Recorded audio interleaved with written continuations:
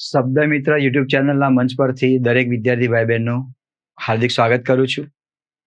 આજના આ સેશનમાં ગુજરાતની સંસ્કૃતિ વિશે મિત્રો મારે તમારી સામે વાતચીત કરવી છે. ગુજરાત અને ભારત દેશમાં આવેલું અનમોલ રાજ્ય ગુજરાત રાજ્ય. ભારત દેશ પણ જુદી જુદી સંસ્કૃતિઓથી ઘેરાયેલું છે, જોડાયેલું છે. તો મારે આ કલ્ચરમાં, આ સંસ્કૃતિમાં, આજના આ સોપાનમાં ગુજરાતના જે દેવી દેવતાઓ જે છે મારે એની વાત કરવી છે. તો ગુજરાત રાજ્યની અંદર કયા કયા દેવી દેવતાઓને પૂજવામાં આવે છે, આ દેવી દેવતાનું વાહન કયું છે, એમનો વિશેષ દિવસ કયો છે, આ બધાની વાતચીત મારે કરવી છે. તો આપ સૌનું હાર્દિક સ્વાગત કરું છું. લોકજીવનમાં પૂજાતા દેવી દેવતાઓ, એમાં આપણે ગુજરાત રાજ્યમાં જે વધારે દેવી દેવતા પૂજાય છે એની મારે વાત કરવી છે. જો કે ગુજરાતમાં જે પૂજાતા દેવી દેવતાઓ જે છે ભારત દેશમાં પણ પૂજાતા હોય છે. આનો એવો કોઈ ભાગ નથી, પણ વિશેષ શબ્દનું એટલા માટે પ્રયોજન કરું છું કે ગુજરાત રાજ્યની અંદર મોટે ભાગે આવા દેવી દેવતા વિશે આપણે વધારે જાણતા હોઈએ છીએ. પણ અહીંયા જે દેવી દેવતાઓ જે છે સમગ્ર ભારતમાં પૂજાતા હોય છે. તો આપણે વાત કરીએ લોકજીવનમાં પૂજાતા દેવી દેવતાઓ. તેને પૂર્વ ભૂમિકા રીતે એમ કહું કે પ્રાચીન કાળમાં માણસ એ પ્રકૃતિ તરફ, કુદરત તરફ ખેંચાયેલો છે. પ્રકૃતિનું રમ્ય સ્વરૂપ અને રૌદ્ર સ્વરૂપ. રમ્ય એટલે શાંત, રૌદ્ર એટલે ભયાનક. આ દરેક સ્વરૂપોએ માણસને જુદી જુદી રીતે ડરામણા પણ લાગ્યા છે, બિહામણા પણ લાગ્યા છે. રમ્ય સ્વરૂપ જોઈ અને માણસ તેની પ્રત્યે ખેંચાયેલો પણ છે. તો પ્રકૃતિના જે તત્વો જે છે, આ પ્રકૃતિના તત્વોને, જે રૌદ્ર સ્વરૂપો જે છે એને શાંત પાડવાને માટે માનવે એને ધીમે ધીમે ધીમે ધીમે તેને એક દેવી દેવતાઓનું સ્થાન આપ્યું. આપણી આર્ય સંસ્કૃતિ તમે જુઓ કે દ્રવિડ સંસ્કૃતિ જુઓ, સિંધુ ખીણની સંસ્કૃતિ જુઓ, એમાં પણ આનો ઉલ્લેખ છે. સિંધુ ખીણની સંસ્કૃતિમાં પણ આ દેવી દેવતાઓનું ભિન્ન ભિન્ન સ્વરૂપે એનું પૂજન કરવામાં આવતું હતું. પણ એ વખતે જે પ્રાકૃતિક તત્વો જે છે એની આપણે ત્યાં પૂજન કરવામાં આવતું હતું. નદી છે, પર્વત છે, વરસાદ છે, વૃક્ષો છે. આને જુદી જુદી રીતે તેનું પૂજન અર્ચન કરવામાં આવતું હતું. વૈદિક કાળમાં આર્ય સંસ્કૃતિમાં પણ આ દેવી દેવતાઓની પણ વાત કરવામાં આવે છે. એમાં પણ આ જ રીતે પ્રાકૃતિક તત્વો, એમાં વરસાદ, પર્જન્ય શબ્દ વાપરું છું. પર્જન્ય એટલે વરસાદ થાય.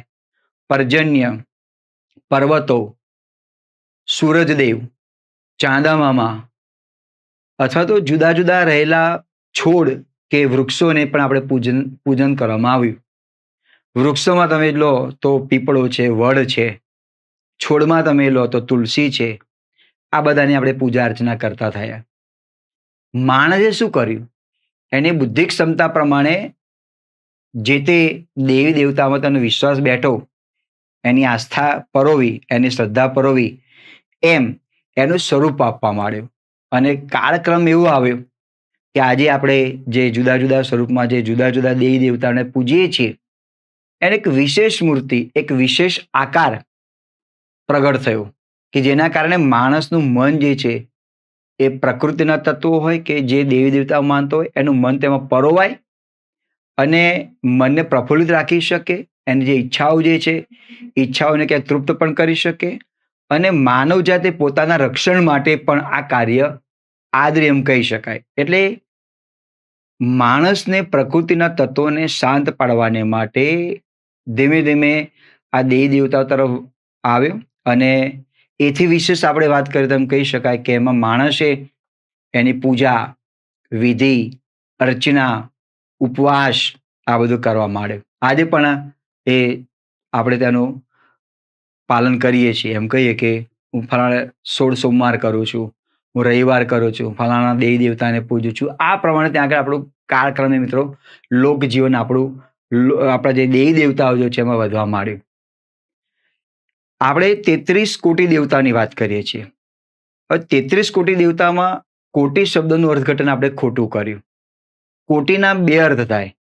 એક કોટી એટલે કરોડ થાય અને કોટી એટલે પ્રકાર થાય. તો આપણે એવું વર્ણન કરવા માંડે કે 33 કોટી દેવી દેવતાઓ એટલે આપણે એવું વિચારવા માંડે કે 33 કરોડ દેવી દેવતાઓ. પણ આપણું એ અર્થઘટન ખોટું છે. ખરેખર 33 કરોડ દેવી દેવતાઓ નહીં, પણ એમાં 33 પ્રકારના જે શ્રેષ્ઠ દેવી દેવતાઓ છે એની વાત કરવામાં આવી. એમાં ઇન્દ્રનો સમાવેશ પણ કરવામાં આવ્યો. તો આ જે 33 કોટી દેવી દેવતાઓ જે છે, જે શ્રેષ્ઠ દેવી દેવતાઓ ગણા છે, એને પણ આપણે પૂજવા માંડે. એટલે આ બાબતને આપણે સુધારી ત્યાં જરૂર છે. 33 કરોડ દેવી દેવતાઓ નહીં, પણ 33 શ્રેષ્ઠ 33 પ્રકારના દેવતાઓની વાત આપણે અર્ચન તરીકે, પૂજા તરીકે આપણે કરવા લાગ્યા. પુરાણોમાં પણ, વૈદિક શાસ્ત્રમાં પણ 3 પ્રકારના દેવી દેવતાની વાત કરવામાં આવેલી છે. પ્રાકૃતિક દેવી દેવતાઓ, એમાં પર્વત, નદી, આ બધું ત્યાં આગળ આવ્યું. લોક સંસ્કૃતિને લગતા એમાં પણ માતૃપૂજન, પિતૃપૂજન, આ બધું ત્યાં આગળ અમલમાં ત્યાં આગળ આવ્યું. તો એમાં પણ મિત્રો આ પ્રમાણેનું દેવી દેવતાનું વર્ણન ત્યાં આગળ કરવામાં આવેલું છે. માણસને જ્યારે જ્યારે ડર લાગ્યો, માણસને જ્યારે રક્ષણ મેળવવા માંડ્યું, ત્યારે એને પણ વિચારવા માંડ્યું કે આ જગતમાં, આ સૃષ્ટિમાં કંઈક એવું તત્વ છે જે નિરાકાર છે. એ તત્વ આપણને બચાવી શકશે. અને એ તત્વના ભાગરૂપે આ લોક જીવનમાં આપણે જુદા જુદા પ્રકારના દેવી દેવતાઓનું પૂજન અર્ચન કરવા માંડ્યા. કાળક્રમે કોઈના ગોત્રદેવી બન્યા, કોઈના કુળદેવી બનાવ્યા. કાળક્રમે આ પણ એમાં ફેરફાર થવા માંડ્યા. ગોત્રદેવી છે, કુળદેવી છે. તો જોઈએ મારે મિત્રો આવા કેટલાય દેવી દેવતાઓની મારે મિત્રો વાત કરવી છે. અહીંયા જે લોક જીવનમાં પૂજાતા દેવી દેવતાઓ જે છે, ભાગ 1માં હું આપ સૌનું હાર્દિક સ્વાગત કરું છું. પહેલા આપણે આવે એટલે ગણેશજી, એટલે કોઈ પણ પ્રકારનું વિઘ્ન ના આવે. ગણેશજી ગણોના પતિ, ગણ એટલે સમૂહ, આ ગણોના સ્વામી એટલે કે ગણપતિ. હિન્દુ સંસ્કૃતિ પ્રમાણે કોઈ પણ શુભ કાર્ય હોય, લગ્ન પ્રસંગ હોય કે કોઈ પણ શુભ કાર્ય હોય, ત્યારે અવશ્ય ગણપતિ વંદના કરવામાં આવે છે. વક્રતુંડ નમો મહાકાય, સૂર્યકોટિ સમપ્રભ, નિર્વિઘ્નમ કુરુ મે દેવ, શુભ કાર્યેષુ સર્વદા. ગણપતિ એટલે શિવજીના આ પુત્ર, શિવ અને પાર્વતીના પુત્ર ગણપતિ, ગણોના સ્વામી. એમનો સૂંઢ, એની પણ વાર્તા છે કે શિવજીએ એમનું મસ્તક છેદ કર્યો અને વહેલી સવારે જે કંઈ નીકળે એનું મસ્તક ત્યાં ચીપકાવવાનું હતું. તો કહેવામાં આવે છે કે ત્યાં હાથી નીકળ્યું, હાથીનું મસ્તક એનું છેદ કરી અને ગણપતિને બેસાડવામાં આવીને ગણપતિને જીવિત કરવામાં આવ્યા. પણ કથા આ બધી છે, પણ મારી કથાની મિત્રો અહીંયા મારે વાત કરવી નથી. એટલે દુંદાળા દેવ ગણપતિ, ગણેશજી, મુખ જે છે એ આ જે મુખ જે હાથી જેવું છે, અને પછીનું જે રચના જે છે એ માણસ જેવી શારીરિક રચના છે.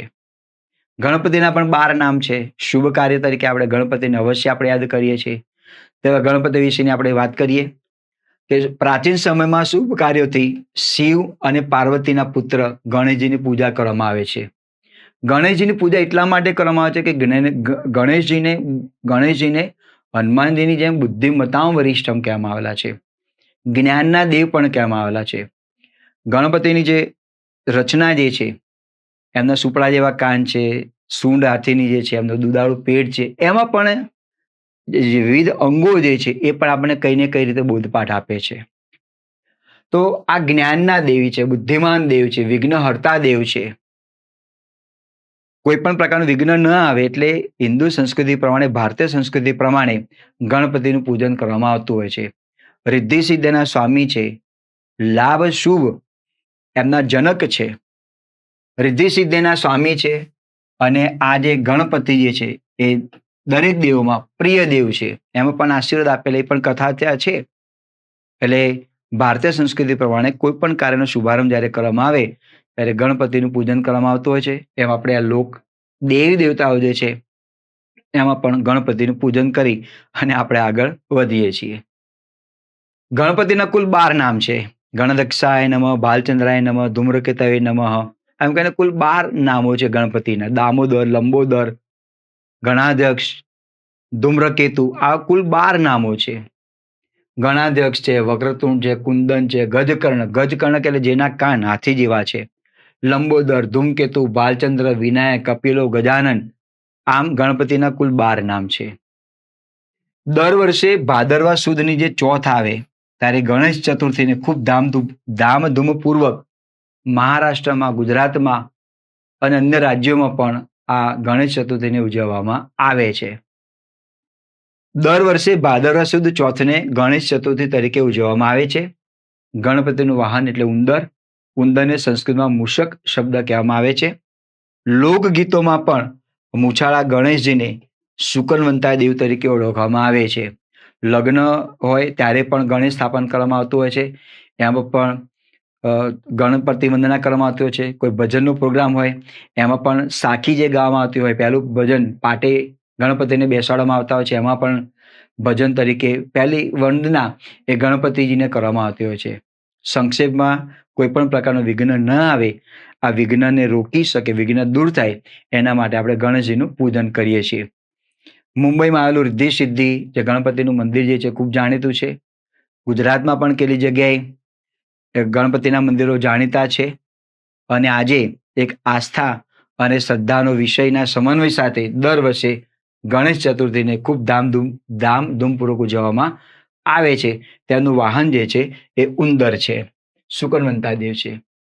બીજા દેવની આપણે વાત કરીએ તો રાંદલ માતા. રાંદલ માતા એટલે આપણે એમ કહી શકીએ કે ગુજરાતનું કયું સ્થળ એવું નહીં હોય કે જે રાંદલ પૂજન કરવામાં ન આવતું હોય.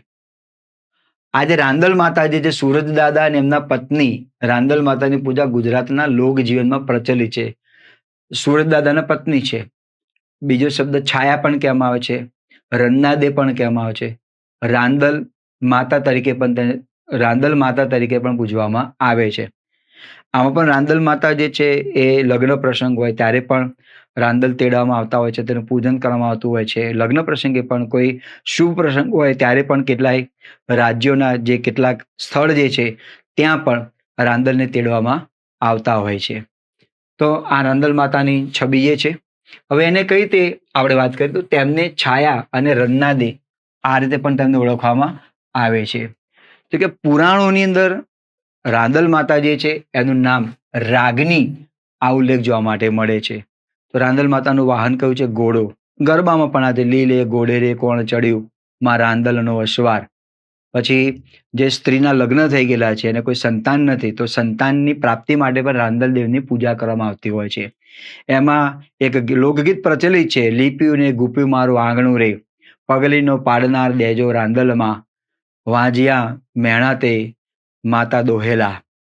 રાંદલ માતાને પ્રાર્થના કરવામાં આવે છે કે હે રાંદલ માતા, અમને આ વાંજિયા જે શબ્દ જે છે આ મુક્તિ આપજો, અમને વારસદાર તમે આપજો.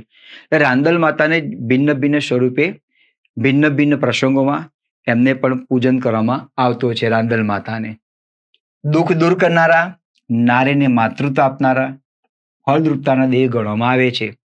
રાંદલ માતા જે છે તાંબાના બે કળશ હોય, એ તાંબાના બે કળશમાં આ રીતે મુખારવિંદ બનાવી અને તેને પૂજન સ્થાપન કરવામાં આવતું હોય છે. કોઈ જગ્યાએ કળશના લોટા પણ હોય છે, કોઈ જગ્યાએ ગળો હોય, ગળા ઉપર પણ માતાજીને સરસ મજાની મુખાકૃતિ બનાવી અને તેને પૂજન અર્ચન કરવામાં આવે છે. ગુજરાતમાં લગ્ન પ્રસંગ હોય, જનોઈ હોય, સીમંત પ્રસંગ હોય, આ બધા પ્રસંગોમાં રાંદલ માતા તેડવામાં આવે છે. એમની સ્થાપના આ રીતે કરવામાં આવતી હોય છે. બે લોટા નાળિયેરના બે ગોત્ર પર મંડન સ્વરૂપે આ રીતે સજાવવામાં આવે છે અને માતાજીની યોગ્ય મુખાકૃતિ બનાવવામાં આવતી હોય છે. હવે આ જે છે એને રાંદલ તેડ્યા પણ કહેવામાં આવે, રાંદલ લાવ્યા અથવા તો રાંદલના લોટા શણગાર્યા, આવા શબ્દો તરીકે તેને આપણે ઓળખીએ છીએ. શ્રાવક લોકો જે છે એ શ્રાવક લોકો રાંદલ માતાને તેમના ગોત્રજ તરીકે પૂજે છે. લગ્ન પ્રસંગમાં ગોત્રજ એ પણ ગોત્રી જેવો શબ્દ છે, એ પણ બહુ મહત્વનો આ શબ્દ છે. તો શ્રાવક લોકો રાંદલ માતાને ગોત્ર તરીકે પૂજે છે. રાંદલ જેના ઘેર બેસાડેલા હોય, રાંદલ માતાને જે તેડાવેલા હોય, તો સ્ત્રીઓ બહેનો ઘોડો ખૂંદે છે. એ ગરબા સ્વરૂપનો હોય છે, ઘોડો ખૂંદતા હોય છે. અને રાંદલ માતાનો જે વાહન જે છે ઘોડો છે, એવું કહેવાય છે કે લીલા રંગનો ઘોડો, જો કે રામાપીરનો પણ વાહન ઘોડો છે, પણ આપણે એની વાત કરીએ તો લીલા રંગનો ઘોડો જે છે રાંદલ માતાનું વાહન છે. રાંદલ તેડ્યા હોય ત્યાં ગોરાણીઓ રાંદલ માતાના ગીતો ગાય છે. સવાર સાંજ રાંદલનો ઘોડો ખૂંદે છે. રાંદલ માતાને પ્રસાદ તરીકે ખીર અને પોળી, આ નૈવેદ્ય પૂરણ પોળી આનો નૈવેદ્ય ચડાવવામાં આવે છે. એકી સંખ્યામાં ગોરાણીઓ જમાડવામાં આવે છે. 5 હોય, 7 હોય, 9 હોય, 11 હોય, જેની જે ક્ષમતા, જે શ્રદ્ધા, આસ્થા એ પ્રમાણે અહીંયા રાંદલ માતાની સેવા અર્ચના કરવામાં આવતી હોય છે. રાંદલ માતાનું મૂળ મથક જે છે દડવા, તાલુકો ઉમરાળા અને જિલ્લો ભાવનગરમાં ત્યાં આવેલું છે. રાંદલ માતા જે વિશ્વકર્માના પુત્રી છે અને વિશ્વકર્માના પુત્રી હોવાથી જે વિશ્વકર્માના જે વંશજ જે ગણે છે કારીગરો, એ રાંદલ માતાની પૂજાનું મહત્વ એમનામાં વધારે પડતું છે. કારણ કે જે કે કારીગરો, જે કડિયા છે, લોહાર છે, આ બધા કડિયા પોતે વિશ્વકર્માને પોતાના દેવ ગણે છે, વંશજ ગણે છે. અને આ રાંદલ માતા જે વિશ્વકર્માના પુત્રી છે, માટે વિશ્વકર્માના વંશજ ગણાતા કારીગરો પણ રાંદલ માતાની પૂજા સવિશેષ કરે છે. ગુજરાત અને કાઠિયાવાડના સુથારો પણ વિશ્વકર્માને પોતાના વડવા માને છે અને રાંદલ માતાને પોતાના ફૈબા તરીકે ઓળખે છે. ઈરાનમાંથી આવેલા પારસીઓ પણ રાંદલ માતાને તેડાવે છે. સૂર્ય પૂજાને સાથે લાવેલા ઈરાનના પારસીઓ પણ સીમંત પ્રસંગે રાંદલ માતાની પૂજા કરે છે. વલ્લભીના સૂર્યપૂજક મૈત્રક વંશ જે કાઠિયાવાડમાં બોટાદ પાસે કાળુબાર નદીને કાંઠે દડવા ગામના પાદરની વાવમાં રાંદલ માતાનું અતિ પ્રાચીન મંદિર છે, જ્યાં રાંદલ માતાની અતિ પ્રાચીન દેરી એટલે કે નાનકડું મંદિર ત્યાં આગળ આવેલું છે. તો ખૂબ જ આસ્થા અને શ્રદ્ધા સાથે રાંદલ માતાની સેવા અર્ચના, પૂજા અર્ચના ત્યાં આગળ કરવામાં આવતા હોય છે. હવે પછી છે ખોડિયાર માતા. ખોડલ તનું ખોટું નહીં, માગે તે મારી આપતા, અંત સમય સમરતા, માજી દુઃખ હરતા, માજી દર્શન આપતા. આ ખોડિયાર માતા કુલ 7 બહેનો અને એક ભાઈ પણ એમના હતા.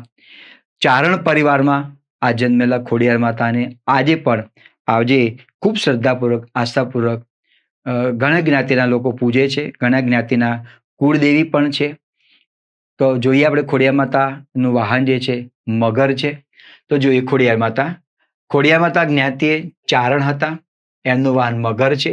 એમનો જન્મ ભાવનગર જિલ્લાના ઉમરાળા તાલુકાના રોહિશાળા ખાતે થયો હતો. પિતાનું નામ છે મામડિયા પણ કહેવામાં આવે છે. માતાનું નામ છે દેવળબા, બીજું નામ છે મીણબાઈ. એમને 7 બહેનો હતી અને એક ભાઈ. 7 બહેનોમાં જુઓ તો આવડ, જોગડ, તોગડ, હોલ, ચાચ, વિજ, ખોડલની જોડ. આ ખોડિયાર માતાની 7 બહેનો નામ આવી ગયા. 6 બહેનોના આવડ, જોગડ, તોગડ, હોલ, ચાચ, વિજ, ખોડલની જોડ. 7 બહેનો હતી. અમરેલી જિલ્લાના ધારી પાસે ગળધરા, મોરબી જિલ્લાનો વાંકાનેર પાસે આવેલું રાજપરા જિલ્લામાં ગરબા છે. કોઈ રાજપરામાં જઈને કહેજો. આજે અમરેલી જિલ્લાનું જે ધારી પાસે આવેલું ગળધરા, આ આપણે જે ગરબાની સંસ્કૃતિ છે એમાં પણ માતાજીના આ જે સ્થાનકો જે છે એને પણ વર્ણવવામાં આવેલા છે. રાજપરા જિલ્લામાં સરદાર પાસેના ભાડલા ગામે આવેલ મંદિરમાં ખોડિયાર માતાજી, એમની 6 બહેનો અને તેમના ભાઈ સાથે ત્યાં બિરાજમાન છે. પાટણની આપણે વાત કરીએ તો પાટણના સમી તાલુકા પાસે આવેલું વરાણા, જ્યાં ખોડિયાર માતાજીના પ્રાંગણમાં મહાસુદ આઠમના દિવસે મેળો ભરાય છે. મહાસુદ આઠમ એટલે ખોડિયાર માતાનો જન્મજયંતિ તરીકે ઉજવવામાં આવે છે. આ દિવસે જે વરાણા ગામ જે છે ત્યાં સોનીડો ચડાવવામાં આવે છે. એટલે કે તલ અને ગોળનું મિશ્રણ, તલ અથવા ખાંડ, તલ અથવા સાકર, તલ અથવા સાકર, તલ અથવા ગોળ, તલ અથવા ખાંડ, આનું મિશ્રણ એને સોનીડો કહેવામાં આવે. એ માતાજીની પ્રસાદી ત્યાં આગળ ભક્તો ચડાવે છે અને ખૂબ ત્યાં જનમેદની ઉમટે છે. જોકે જોઈએ તો રાજકોટ જિલ્લાનું જેતપુર તાલુકામાં કાગવડ આ ખૂબ જ પ્રસિદ્ધ સ્થળ છે. અને લેવા પાટીદારો જે છે એમના કુળદેવી તરીકે પણ ઘણા લેવા પાટીદારો જે છે એમના કુળદેવી તરીકે પણ ખોડિયાર માતા સ્થાપિત છે. ખોડિયાર માતાજીનું પ્રસિદ્ધ મંદિર છે. ગુજરાત સરકારે 65મું જે વન મહોત્સવ ઉજવાયું 65, એનું નામ આપેલું શક્તિ સ્વરૂપ. અને વન મહોત્સવના પ્રણેતા જે છે કમા મુનશી, કનૈયાલાલ માણેકલાલ મુનશીએ આ વન મહોત્સવનો પ્રારંભ કરેલો. શક્તિવન સ્વરૂપે ઉજવણી કરી હતી.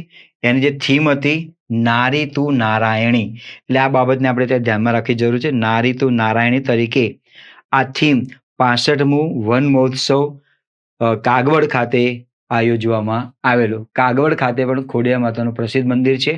આ ઉપરાંત જે રાજપરા છે, ગળધરા જે છે, આ ઘણી બધી જગ્યાએ માતાજી ત્યાં બિરાજમાન છે.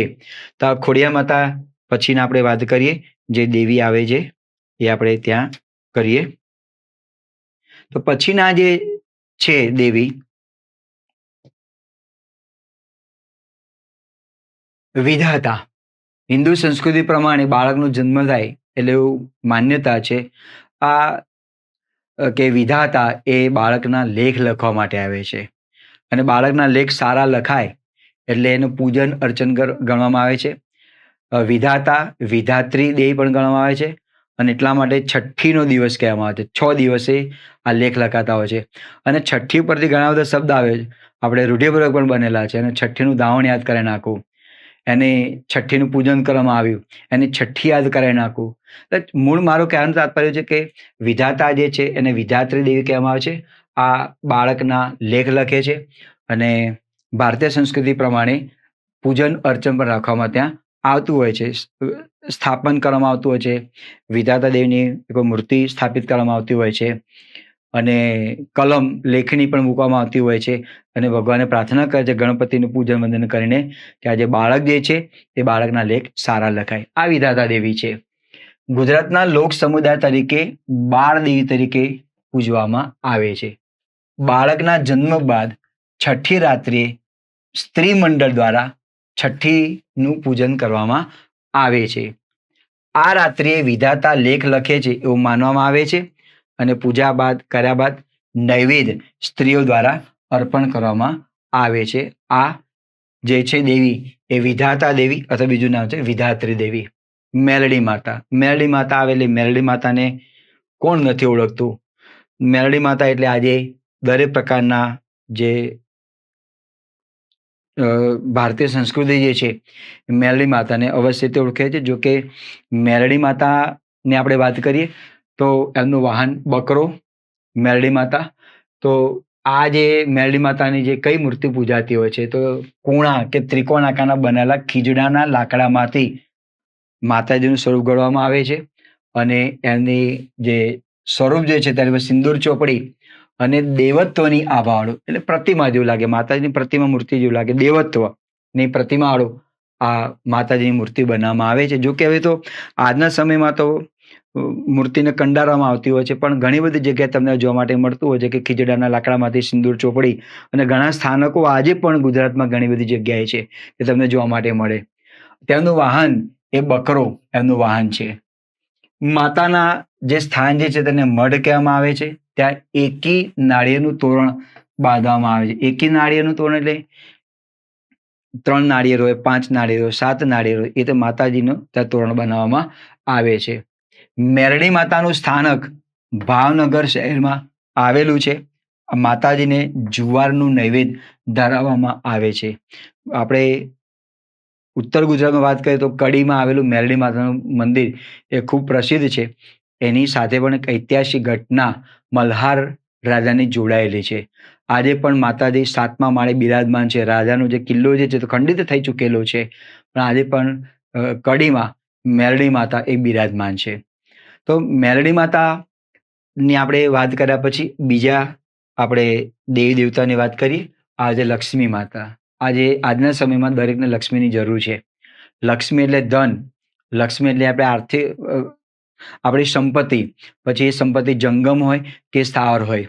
હિન્દુ સંસ્કૃતિ પ્રમાણે પૈસાના દેવી તરીકે, ધન કમાવાના દેવી તરીકે આપણે લક્ષ્મીજીને યાદ કરીએ છીએ. સમુદ્ર મંથન થયું ત્યારે સમુદ્ર મંથનમાંથી લક્ષ્મીજી પ્રગટ થયા હતા. લક્ષ્મીજીને પાછા 8 પ્રકારો છે. એમાં સૌ વ્યક્તિ પોતાની આસ્થા અને શ્રદ્ધા પ્રમાણે લક્ષ્મીની અર્ચના આરાધના કરતા હોય છે. લક્ષ્મીજીના વાહન જે છે ઘોડ છે, પણ લક્ષ્મીજી ધોળા કમળ ઉપર પણ બિરાજમાન છે, લાલ રંગના કમળ પર પણ બિરાજમાન છે. એમનું મૂળ વાહન છે ઘુવડ, અને લક્ષ્મીજીના પતિ એ ભગવાન વિષ્ણુ. તો આવા લક્ષ્મીજી વિશે આપણે વાત કરીએ, લક્ષ્મી દેવી વિશે. આસોવદ ધનતેરસને, આસોવદ તેરસ જે છે એને આપણે ધનતેરસ તરીકે ઉજવીએ છીએ. વિક્રમ સંવત પ્રમાણે કારતક માસ પ્રમાણેનો છેલ્લો માસ એટલે આસો માસ. દિવાળી આવે એની પહેલા ધનતેરસ આવે છે. તો ધનતેરસમાં દરેક ભારત દેશમાં દરેક જગ્યાએ આ ધનની પૂજન કરવામાં આવતું હોય છે. તો લક્ષ્મીજીને આજે આપણે ભારત દેશની સંસ્કૃતિ સાથે જોડાયેલા છે. ધનતેરસના દિવસે વ્યક્તિ એની આસ્થા પ્રમાણે ધનની પૂજા કરે છે અને માતાજીને પ્રાર્થના કરે છે કે હે માતાજી, મને મારું અર્થોપાર્જનમાં વૃદ્ધિ થાય, પણ પ્રામાણિકતાથી કમાલો, કે 2 નંબરથી કે આડેધડ ભ્રષ્ટાચાર કરીને જે કમાયેલું ધન હોય એ નહીં. પ્રામાણિકતાથી ધન મેળવવાની ઈચ્છા હોય તો માતાજી આપણી સ્તુતિને અવશ્યપણે સાંભળતા હોય છે. પણ ધનના દેવી તરીકે મહાલક્ષ્મીજીનું પૂજન કરવામાં આવે છે. આસો વદ તેરસને ધનતેરસ તરીકે ઉજવવામાં આવે છે. લક્ષ્મીજી માતાનું ચિત્ર છે. ધનતેરસ એની સાથે સાથે દેવોના વૈદ્ય જે છે ધન્વંતરી, એનો પણ જન્મદિવસ ગણવામાં આવે છે. એટલે ધન્વંતરી દેવની પણ પૂજા કરવામાં આવે છે. લક્ષ્મી દેવીની પણ પૂજા કરવામાં આવે છે. ધન્વંતરીની એટલા માટે પૂજા કરવામાં આવે છે કે આરોગ્ય સારું રહે. વૈદો હોય છે, વૈદ આયુર્વેદિક કોલેજો છે, ત્યાં પણ પૂજા અર્ચના કરવામાં આવતી હોય છે. અને લક્ષ્મીજી અને ધન્વંતરી એનો પણ વેદો પુરાણોમાં ત્યાં ઉલ્લેખ જોવા માટે મળે છે. ધનતેરસ તથા દિવાળીના દિવસે લક્ષ્મી પૂજન, જેને આપણે બીજા શબ્દોમાં ચોપડા પૂજન પણ કહીએ છીએ, એનું પૂજન કરવામાં આવે છે. એનો વાહન ઘુવડ છે. લક્ષ્મીજીના પતિ ભગવાન વિષ્ણુ અષ્ટલક્ષ્મી, લક્ષ્મીના 8 સ્વરૂપોના સમૂહ છે. એમાં લક્ષ્મીજીને જે પ્રમાણેનું સ્વરૂપ હોય એ પ્રમાણે તેમના ભિન્ન ભિન્ન વાહનો છે. કમળ છે, ઘુવડ છે, ગરુડ છે, સિંહ છે, હાથી છે. આ પ્રમાણેના જુદા જુદા વાહનો પર બિરાજમાન છે. અમદાવાદમાં સાબરમતી નદીના કિનારે જે ગુર્જરી ભર્યા છે ત્યાં અતિ પ્રાચીન લક્ષ્મીજીનું મંદિર આવેલું છે. એ જ રીતે અમદાવાદની પણ કથા જે જાણીતી જે છે, એમાં તમે 3 દરવાજા તમે જુઓ તો 3 દરવાજાના ગોખલામાં આજે પણ લક્ષ્મી દીવો ત્યાં પ્રગટ છે. તો એની પૂજા અર્ચના તો મુસ્લિમ ભાઈઓ કરે છે, પણ આજે પણ યથાવત છે. લગભગ એમની 3જી કે 4થી પેઢી એ અખંડ જ્યોત પ્રજ્વલિત કરે છે. તમે નીકળો અમદાવાદ 3 દરવાજા, તો 3 દરવાજામાં તમે અચૂક જોજો, જેને લક્ષ્મી દીવો તરીકે ઓળખવામાં આવે છે. એમાં પણ કથા છે લક્ષ્મીજીની. તો આજે પણ લક્ષ્મીજીને ભિન્ન ભિન્ન સ્વરૂપે પૂજવામાં આવે છે. એના 8 પ્રકારોમાં આદિલક્ષ્મી, ધનલક્ષ્મી, ધન્યાલક્ષ્મી, ગજલક્ષ્મી, સંતાનલક્ષ્મી, ધૈર્યલક્ષ્મી, વિજયાલક્ષ્મી અને વિદ્યાલક્ષ્મી. તમે સારું જ્ઞાન પ્રાપ્ત કરો છો, સારો અભ્યાસ કરો છો, સારી નોકરી મળે છે, સારો પરિવાર મળે છે, આ એ પ્રકારની લક્ષ્મી જ છે. લક્ષ્મી એટલે માત્ર આ સ્વરૂપ જેવું, એનાથી થોડા તમે આગળ જાઓ તો આપણી પાસે સરસ મજાની જાહો જલાલી છે, આપણે જ્ઞાન બુદ્ધિથી છે, તો આપણી એ લક્ષ્મી જ કહેવાય છે. લક્ષ્મી એટલે સંપત્તિ, લક્ષ્મી એટલે આપણું અર્થોપાર્જન. આ લક્ષ્મીજીને પણ ભારત દેશની અંદર ખૂબ ભાવપૂર્વક એમને પૂજન અર્ચન કરવામાં આવતું છે. કુબેર ભંડારી એ દેવોના ખજાનચી કહેવામાં આવે છે. નર્મદા નદીના કિનારે આવેલું કુબેર ભંડારી મંદિર જે છે, અમાસના દિવસે લાખો ભક્તોની ભીડ ત્યાં જોવા માટે મળતી હોય છે. લક્ષ્મી માતાને આપણે ભાવપૂર્વક વંદન કરી અને નવા દેવની વાત કરીએ, નાગ દેવતા. નાગ દેવતા પૂરા ભારત દેશની અંદર ભિન્ન ભિન્ન સ્વરૂપે નાગદેવની પૂજા અર્ચના કરવામાં આવે છે. કેટલીક માન્યતાઓ પ્રમાણે, માન્યતા શબ્દ વાપરું છું, કેટલીક માન્યતા પ્રમાણે એવું કહેવામાં આવે છે કે પૃથ્વી એ શેષ નાગની પર બિરાજમાન છે. શેષ નાગ એ શેષ નાગના કારણે પૃથ્વી ટકેલી છે, આવી માન્યતા છે. જ્યારે સમુદ્ર મંથન કરવામાં આવ્યું ત્યારે વાસુકી નાગ દ્વારા સમુદ્ર મંથન કરવામાં આવેલું. ગુજરાતમાં પણ ભિન્ન ભિન્ન સ્વરૂપે આ નાગ દેવતા પૂજાતા હોય છે. ઉત્તર ગુજરાતમાં તમે જાઓ તો ગોગા બાપા તરીકે જાણીતા છે, કોઈ જગ્યાએ વાસુકી તરીકે જાણીતા છે. અને ગુજરાતમાં આજે પણ કાહવા ગામ જે છે ત્યાં ગોગા બાપાનું ખૂબ પ્રસિદ્ધ અને જાણીતું મંદિર આવેલું છે. તો જોઈએ આપણે નાગ દેવતા. નાગ પાંચમી, શ્રાવણ માસમાં જે નાગપંચમી આવે છે ત્યારે ભાવપૂર્વક નાગની પૂજા કરવામાં આવતી હોય છે. તમે જુઓ મિત્રો, મારું કહેવાનું તાત્પર્ય એટલું છે કે ભારતીય સંસ્કૃતિએ કુદરતી જે તત્વો જે છે એને પણ ભગવાન તરીકે જોયા છે. આજે આપણે કોઈ પશુને, કોઈ પક્ષીની હત્યા નથી કરતા. કેમ?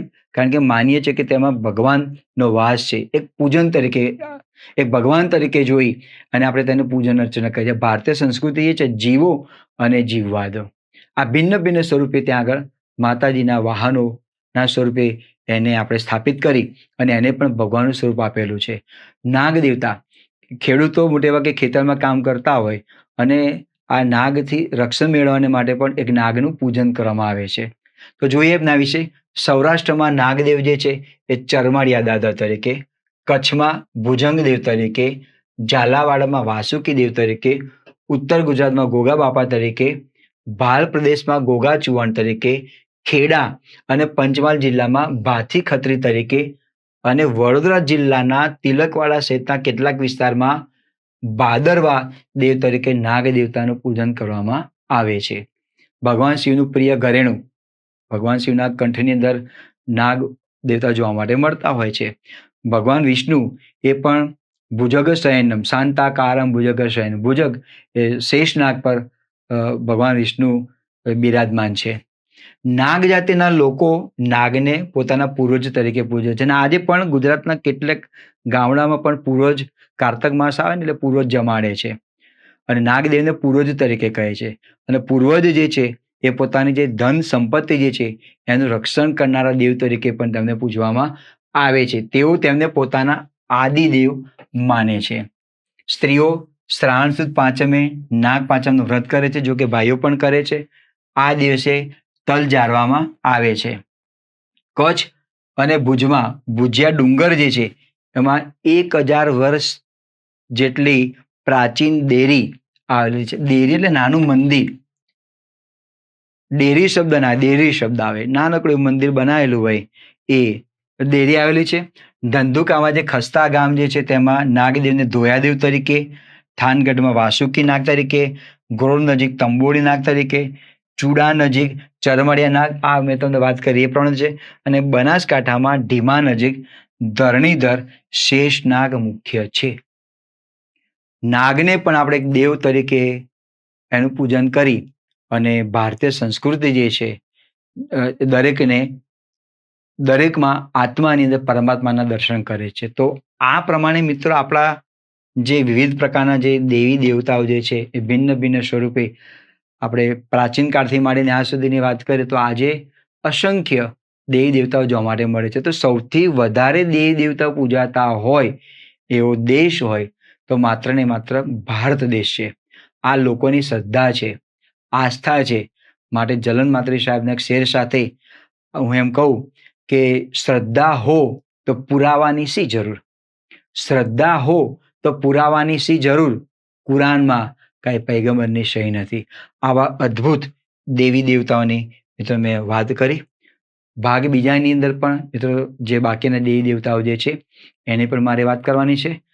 તો ચેનલને લાઈક કરજો, સબસ્ક્રાઈબ કરજો, આપના મંતવ્યોને અવશ્ય જણાવજો. આપ સૌનો ખૂબ ખૂબ આભાર. જય હિન્દ, જય જય ગરવી ગુજરાત.